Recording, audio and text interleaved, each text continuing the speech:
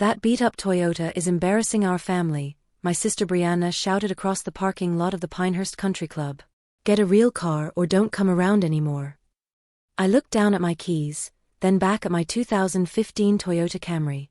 It wasn't beat up, I kept it in excellent condition, but it certainly didn't fit in among the BMWs, Mercedes, and Audis that filled the lot during our monthly family gatherings. The car runs fine, Brianna, I said quietly. That's not the point. Her face was red with embarrassment. Do you see what everyone else drives? Do you understand that people judge our entire family based on appearances? Our brother Cameron nodded in agreement from beside his gleaming silver BMW. Jovi, you're 31 years old. It's time to grow up and invest in something that reflects your status. What status? Brianna laughed bitterly. She works at some little non-profit making $35,000 a year. At her age, I was already driving an Audi and living in a downtown loft. Let me back up and explain how we'd gotten to this point. Our monthly family gathering at Pinehurst Country Club had started 3 hours earlier, and it had been a disaster from the moment I pulled into the parking lot. Dad had been waiting by the entrance, checking his gold Rolex with visible impatience. Jovi, you're 20 minutes late. Sorry, Dad. I got caught up finishing a project proposal. Another one of your computer projects? Brianna had asked dismissively as she walked up in her designer heels and $2,000 dress. How are the typing lessons going? I teach comprehensive technology skills to underprivileged children. More charity work, Cameron had chimed in, straightening his $500 tie. When are you going to get serious about building a real career? Inside the club, the interrogation had begun in earnest. We'd been seated at the family's usual table in the main dining room, surrounded by the city's elite business families. The Washingtons were at the next table. He was a federal judge, she owned a chain of upscale restaurants. The Thompsons sat across the room, both cardiac surgeons who'd built a private practice empire. Look around, Jovi, Mom had said, gesturing subtly at the other families. These are successful people. Their children drive appropriate cars, wear quality clothes, live in respectable homes. I live in a perfectly good home. A starter house in Maplewood, Brianna had scoffed. That's where college graduates live for 2 years before moving up to something better. Some of us care more about mortgage-free living than impressing neighbors, I'd replied. That's when Cameron had really gotten started. Mortgage-free, Jovi? You're 31. You should be building wealth, not just avoiding debt. You should be investing in appreciating assets, not just scraping by. I am investing. In what, your Toyota? Brianna had laughed. That thing is 8 years old. It's reliable transportation. Dad had shaken his head sadly. Sweetheart, we're trying to help you understand something important. Success isn't just about being comfortable. It's about building something impressive, something that commands respect. Like what Cameron has built. I'd asked. Cameron had smiled proudly. Exactly. I'm a senior partner at Goldman & Associates. I bill $400 an hour. I drive a BMW X5. I live in a downtown penthouse and I'm closing on a vacation home in the Hamptons next month. And I own 3 high-end boutiques in the shopping district, Brianna had announced. My stores generated $1.2 million in revenue last year. That's impressive, I'd said genuinely. Now tell them what you do, Mom had prompted hopefully. I run educational programs that teach technology skills to children who can't afford computers at home. The table had fallen silent. Around us, I could see members of other prominent families enjoying their conversations about business deals, investment portfolios, and vacation homes. That's nice, Dad had said finally. But what's your 5-year plan? What are you building toward? I'm building toward helping more children gain access to technology education. Cameron had sighed heavily. Jovi, that's not a business plan. That's a hobby with good intentions. I disagree. Look, I appreciate that you want to help people, Brianna had said in the condescending tone she'd perfected over the years, but you can't live your whole life as a volunteer. You need to think about your future, your retirement, your ability to contribute meaningfully to society. I believe I am contributing meaningfully. By what metric? Cameron had challenged. How many people have you employed? How much tax revenue have you generated? What kind of economic impact are you making? I'd started to answer, but Dad had cut me off. The point is, sweetheart, we're concerned about your long-term prospects. Teaching computer basics to kids is admirable, but it's not sustainable as a career. The conversation had continued like this for another hour, with my family systematically dismantling every aspect of my life choices. My career was unsustainable. My income was inadequate. My living situation was embarrassing. My car was a reflection of failure. The final straw had come when we were leaving the restaurant. At least promise us you'll think about making some changes, Mom had pleaded as we walked toward the parking lot. What kind of changes? Get a real job with a real company, Cameron had said. Something in corporate training or educational consulting. Use your skills in a way that pays properly. And buy a decent car, Brianna had added. Something that doesn't make people feel sorry for you. That's when Cameron had exploded about my Toyota, shouting loud enough for half the parking lot to hear about how embarrassing it was to our family's reputation. Now, 30 minutes later, I was driving home with Cameron's silver BMW, following close behind me in my rearview mirror. He'd clearly decided that our conversation wasn't finished, probably planning to deliver one final lecture about responsibility and realistic expectations. I lived in Maplewood, a middle-class neighborhood that Cameron and Brianna both considered beneath their standards. The houses were modest but well-maintained, with small yards and single-car garages. It was exactly the kind of place that successful professionals moved away from as quickly as possible. As I pulled into my driveway, I could see Cameron parking behind me, already shaking his head at the sight of my simple two-story house. It was painted cream with green shutters, had a small front porch, and looked like every other house on the block. Nothing impressive, nothing that would command respect at country club gatherings. Cameron got out of his BMW and walked toward me with the determined stride of someone who'd spent the entire drive preparing his arguments. Jovi, I followed you because we need to finish this conversation. What conversation? The one about your future, about making better choices. He gestured at my house. Look at this place. It's fine for a starter home, but you've been here for 4 years. When are you going to upgrade? When are you going to start building real equity? I own this house outright, Cameron. That's not the point. The point is growth, progression, moving up in the world.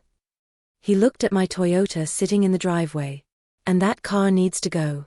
I don't care if it runs fine. It makes you look like you're struggling. I'm not struggling. Then prove it.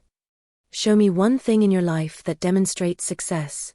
One thing that shows you're building wealth instead of just scraping by. I looked at my brother, who had spent the entire evening lecturing me about appearances and status symbols, who was so concerned about what other people thought that he couldn't see past his own assumptions. Cameron, since you're so concerned about cars, would you like to see my collection? Your collection? He snorted. What? Do you have 2 Toyotas hidden somewhere? I walked to my garage and pressed the button on my key fob. The large door began to rise slowly. These are my weekend cars, I said as the door revealed the contents of my garage. Inside the spacious 3-car garage sat a midnight blue Lamborghini Aventador, a silver McLaren 720S, and a red Ferrari F8 Tributo. The combined value was approximately $800,000. Cameron stood frozen in my driveway, his mouth hanging open, his carefully prepared lecture forgotten. What? How? Where did you get these? I bought them, I said calmly, walking over to run my hand along the Ferrari's sleek surface. With what money? You work at a non-profit making $35,000 a year. Cameron, you're absolutely right that I work with underprivileged children. What you don't know is that I don't work for a non-profit organization. I own several of them. What do you mean you own them? Future Scholars Foundation, Digital Bridge Initiative, and Tech Access Alliance. Combined, we serve over 15,000 children annually across 28 states. Cameron was still staring at the cars, his brain trying to process what he was seeing. But that doesn't explain how you can afford. Because those foundations are funded by my primary business, the one you've never bothered to ask about despite dismissing it as computer projects for the past 8 years. I pulled out my phone and showed him the app I'd been working on during family gatherings, the one they all thought was me playing with technology. Next-Gen Learning Solutions. We create comprehensive educational software platforms for schools, corporations, and government agencies. Our annual revenue last year was $73 million. Cameron's face went completely white. He grabbed onto his BMW for support. 73 million? 73.7 million in revenue, with a net profit of 34.2 million. We have active contracts with 1,456 school districts, 97 Fortune 500 companies, and 15 government agencies. I opened the hood of the Lamborghini, revealing the pristine V12 engine. This particular car cost $297,000. I paid cash because I don't believe in financing luxury items. You paid cash for all 3 cars? The McLaren was $312,000. The Ferrari was $285,000. I also paid cash for this house, which I had completely renovated and expanded last year. Cameron looked around my property with new eyes, suddenly noticing details he'd missed. The driveway wasn't just concrete, it was decorative pavers that probably cost $20,000. The landscaping wasn't simple, it was professionally designed and maintained. The garage wasn't standard, it was oversized and climate-controlled. Jovi, I don't understand. If you have this much money, why do you live so normally? Because I value substance over appearances. Because I'd rather invest in my business and my charitable work than in impressing people at country clubs. The Toyota gets excellent gas mileage, is reliable, and doesn't make me a target for theft or carjacking. It's practical daily transportation. I walked him around to the side of the garage where he could see into my home office through a large window. Inside was a technology setup that would make most corporations jealous. 12 large monitors arranged across 3 workstations, servers humming quietly in a climate-controlled rack, and equipment worth at least $200,000. This is where I built next-gen learning solutions.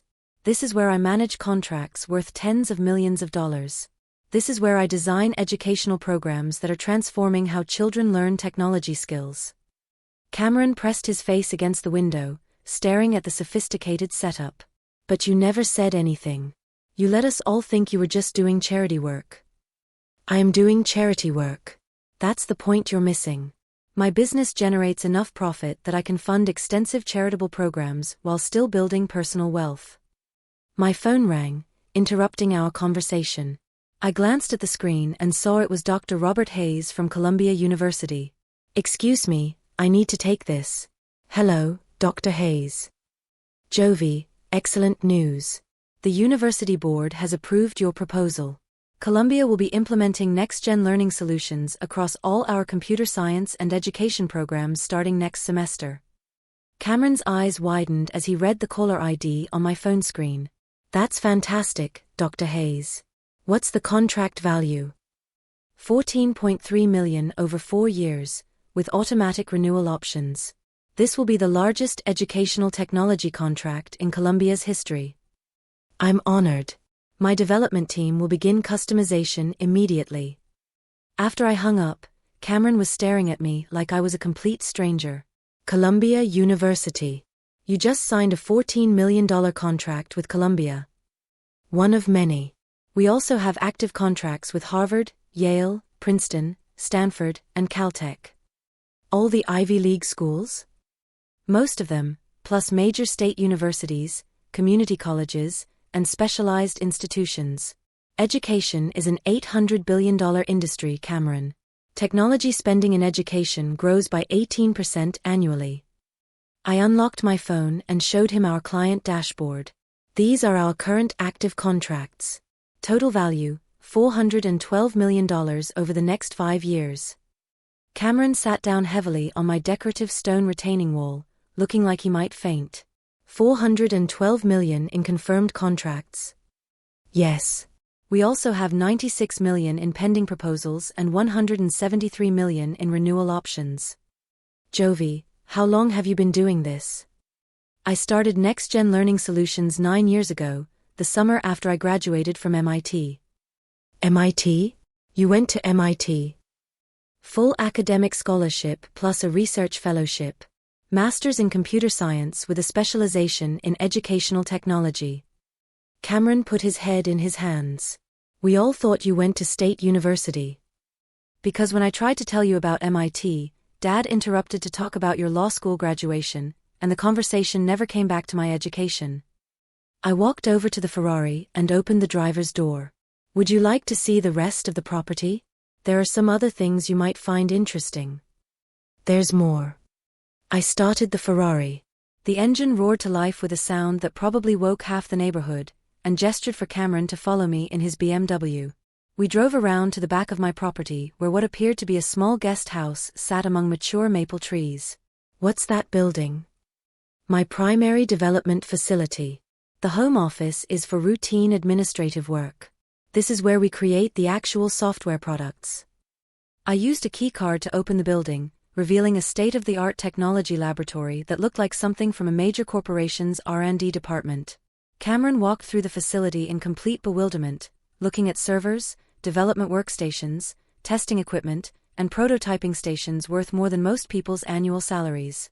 This lab cost $4.2 million to build and equip, I explained. We develop and test all our educational software here before deployment. You built a $4 million laboratory behind your house? I needed a secure, private development environment. Commercial real estate would have been more expensive and less convenient. Cameron stopped in front of a wall covered with patents, awards, and certificates. What are all these? Patents for various educational technology innovations, awards from the Department of Education, the National Science Foundation, and various educational organizations. Certifications for security, accessibility, and educational effectiveness. My phone buzzed with a text message. I glanced at it and smiled. What is it? The Department of Defense. They want to discuss adapting our educational technology for military training applications. Potential contract value, $52 million. The Pentagon wants to hire you? Educational technology and training technology use very similar frameworks. Our adaptive learning algorithms could revolutionize how the military trains personnel. I showed him the text message, which included a request to schedule a meeting with senior officials at the Pentagon. This would be our first major government defense contract. It could open up an entirely new market segment. Cameron looked around the laboratory, finally understanding the scale and sophistication of what I'd built. When you were working on your laptop during family dinners, I was usually reviewing contract proposals, managing development projects, or communicating with clients. The work doesn't stop just because it's Sunday dinner. And when we told you to stop playing with computers, you were telling a multimillionaire CEO to abandon the business that was generating more revenue in a month than most people see in a lifetime. My phone started ringing. It was my CFO, Linda Martinez. Hi Linda. Jovi, I wanted to give you the final numbers for Q4. Revenue was $24.8 million, up 47% from last quarter. Net profit was $14.1 million. Cameron's jaw dropped as he overheard the numbers. Excellent. What's our cash position? $36.4 million in liquid assets, plus the $22 million in the expansion fund. Perfect. Go ahead and authorize the new West Coast facility. Already in progress. The Seattle Development Center will be operational by April. After I hung up, Cameron was staring at me with something approaching awe. $36 million in cash? Operating capital. We maintain significant liquid assets to fund expansion, handle large development projects, and weather any economic downturns. And you're opening another facility? Our third major development center. We have the main facility here, a secondary center in Austin, and now Seattle. The West Coast location will help us serve our tech industry clients more effectively. Cameron sat down on my front steps, overwhelmed by the scope of everything he'd learned. Jovi, how can we ever make this up to you? How can we apologize for years of treating you like a failure when you were building an empire? I considered his question carefully. You can start by understanding that success comes in many different forms. You can stop judging people's worth by their possessions. And you can recognize that the most successful people often don't need to advertise their achievements.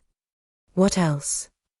You can acknowledge that my work helping children gain access to technology education is not just valid but vital. The students we serve today will become the technology leaders of tomorrow. Done. Absolutely done. And you can stop being embarrassed by my Toyota. It's a reliable car that serves its purpose well. Cameron laughed, the first genuine laugh I'd heard from him all day. I promise never to complain about your Toyota again. My phone buzzed with a text from Brianna. Cameron, what's taking so long? Did you finish explaining to Jovi why she needs to get her life together? I showed Cameron the message. What should I tell her? Tell her that I'll be happy to discuss my life choices at next month's family gathering. And tell her I might drive something different to the country club. Which car will you take? I haven't decided yet. Maybe the Lamborghini. It's been a while since I took it out for a proper drive. Cameron looked back at the garage where 3 supercars worth $750,000 sat waiting. The family is going to be shocked. Good.